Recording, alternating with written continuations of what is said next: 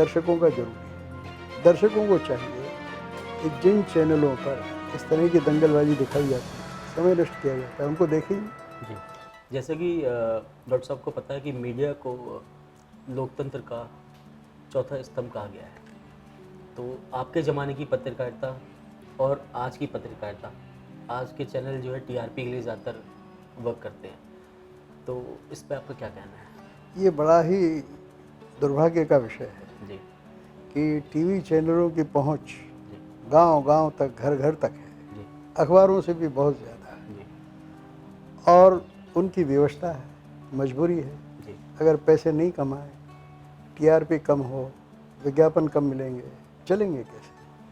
तो टीआरपी बढ़ाने के लिए उनको कई द्राविड़ प्राणायाम करना पड़ते हैं, जी, उल्टे सीधे काम करना पड़ते हैं, जी, उल्टे सीधे कार्यक्रम करना पड़ते हैं। और जो गंभीर कार्यक्रम हैं, भारत की विदेश नीति, अर्थनीति, गृह नीति, जी, समाज नीति से संबंधित, उनमें भी वही झोल परोस दिया जाता है, जी, उनमें भी वही दंगल कराने की कोशिश की जाती है, जी, उनमें भी उटपटांग बातें बोलने वाले, ऊल जलूल ढंग से पेश आने वाले लोग, उन्हीं को बुला लिया जाता है।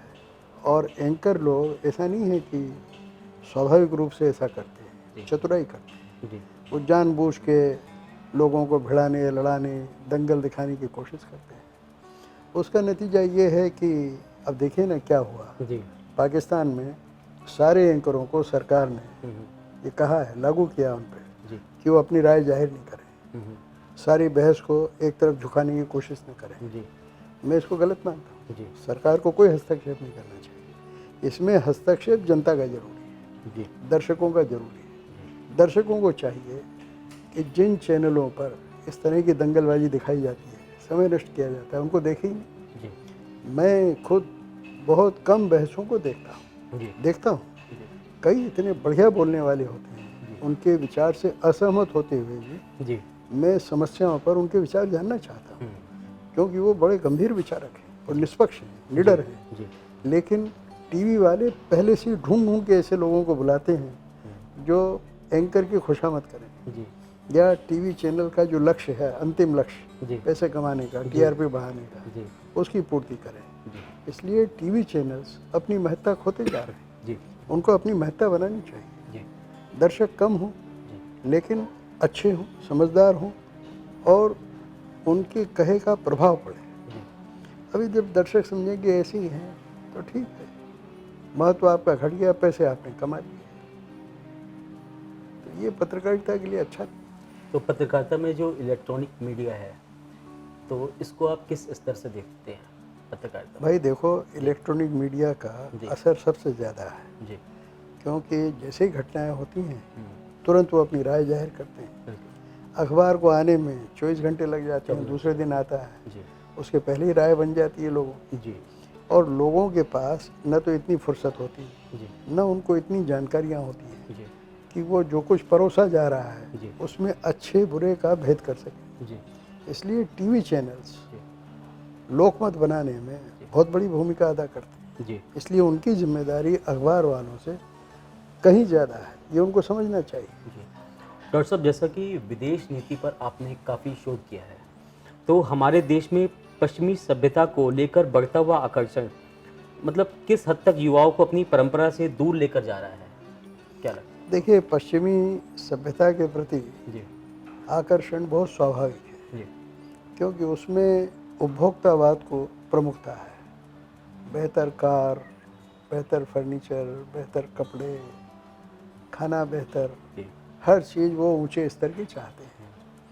अब ऊंचा स्तर क्या है ये बहस का मुद्दा है। बट यंग लोग जनरेशन समझते पर हैं कि ज़्यादा पैसा खर्च करने से जी, बेहतर चीज़ें आती हैं। जी, अब ज़्यादा पैसा खर्च करके खाना खाएंगे तो ऐसा खाना खाएंगे कि जो आपको पचेगा ही, जी, रात भर नींद ही नहीं आएगी। पहले खाना खाइए भारी, फिर गोलियां खाइए भारी भारी, जी, और फिर दूसरे दिन तबीयत खराब हो जाएगी तो फिर डॉक्टरों के पास जाइए। जी, तो लोगों को असली जड़ तक पहुंचने की जी, बुद्धि होनी चाहिए, जी, सत्य को समझने की आकांक्षा होनी चाहिए, इच्छा होनी चाहिए। जी, अगर उसको समझेंगे जी, तो भौतिकवाद के चक्कर में नहीं पड़ेंगे।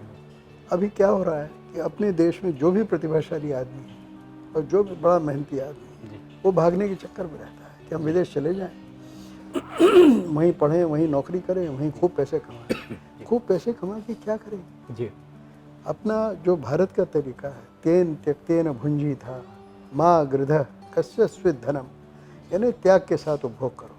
सब चीज़ों का उपभोग करना चाहिए, मनाही नहीं है किसी बात, कहीं ना कहीं वो अपनी परंपरा भूलते जा रहे हैं। लेकिन सीमाओं का ध्यान रखना चाहिए। जी जी सीमाओं का ध्यान नहीं रखेंगे जी तो आप चीज़ों का उपभोग नहीं करेंगे, चीज़ें आपका उपभोग करेंगी, बिल्कुल वो आपका नाश करती चली जाएगी। जी तो ये सभ्यता का संकट है, जी सांस्कृतिक संकट है, जी इस पर जरूर आम लोगों को सोचना चाहिए। जी। दुबई में अक्सर आपके कार्यक्रम होते हैं। एक कार्यक्रम में आपने कहा था भारतीय मुसलमानों को सर्वश्रेष्ठ बताया था एक कार्यक्रम में, लेकिन भारत में अल्पसंख्यकों को लेकर जिस तरह का माहौल फिलहाल चल रहा है, उसको देखते हुए आपको क्या लगता है कि भारतीय मुसलमानों में सहनशीलता बची रह पाएगी?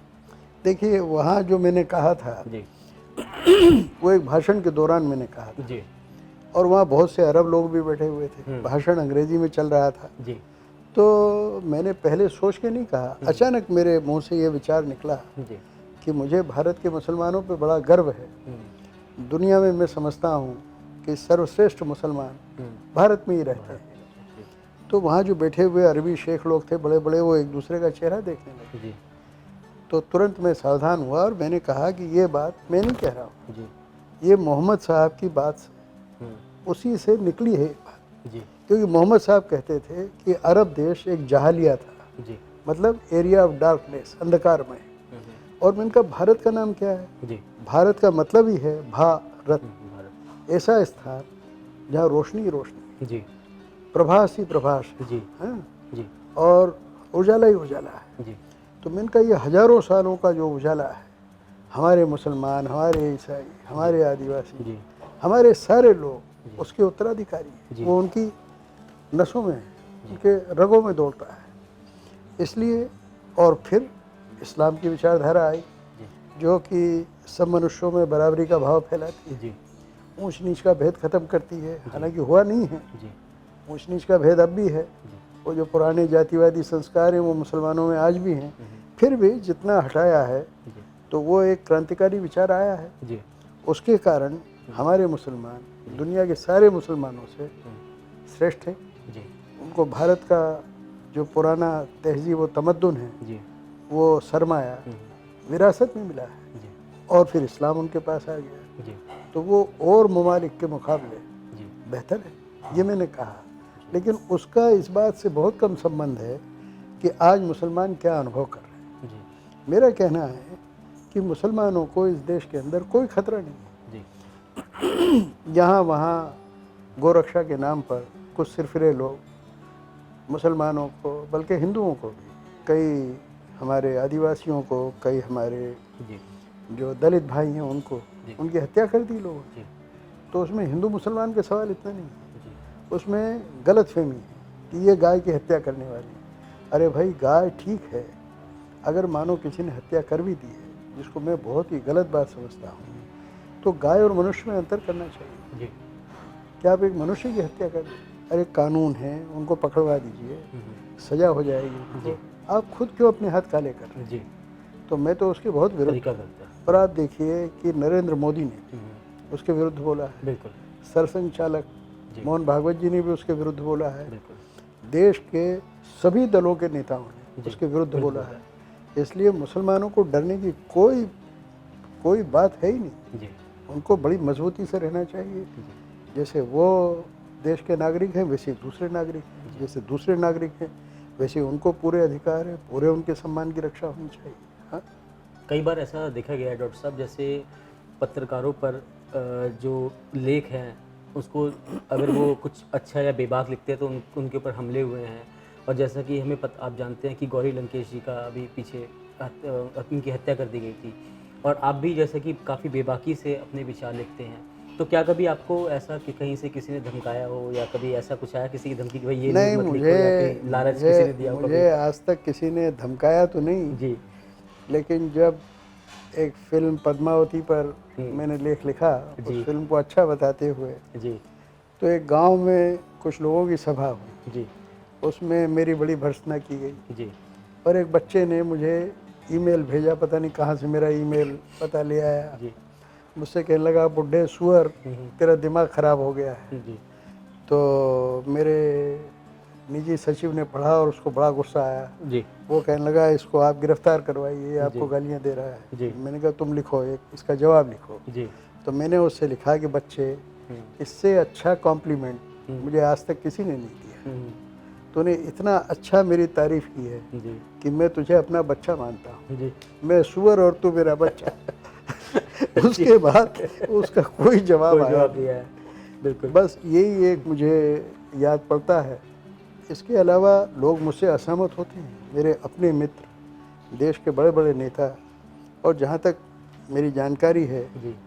जितने भी हमारे केंद्रीय मंत्रिमंडल में मेरे मित्र हैं जी। या मेरे साथी हैं जी। या यूँ कहूँ कि मेरे अनुयायी हैं, जी। वो सब पढ़ते हैं, जी। रोज़ पढ़ते हैं। जी। और फ़ोन पे जब कोई तारीफ़ लिखता हूँ मोदी की, जब मोदी अच्छा करते हैं जी। तो फ़ोन पे वो तारीफ़ करते हैं। जी। जब उनको मेरी बात ज़रा तीखी मालूम पड़ती है जी। तो जब मिलते हैं तब कहते हैं। जी। मुझे याद नहीं मैंने 2 महीने पहले क्या लिखा था, लेकिन उनको याद रहता है जी। और फिर अपनी असहमति जाहिर करते हैं या कहते हैं कि आपने बहुत बढ़िया लिखा था, जी। लेकिन हम आपको खुले में जी। उसकी तारीफ़ नहीं कर सकते। मैंने कहा कोई मुझे तारीफ़ की ज़रूरत ही नहीं जी। है, मुझे तो जो बात आपको ना पसंद हो वो बताएं, जी। और मेरी गलती होगी तो मैं ज़रूर सुधारूंगा। जी। आप देख रहे हैं नेट्रिक न्यूज, साहस सच कहने का।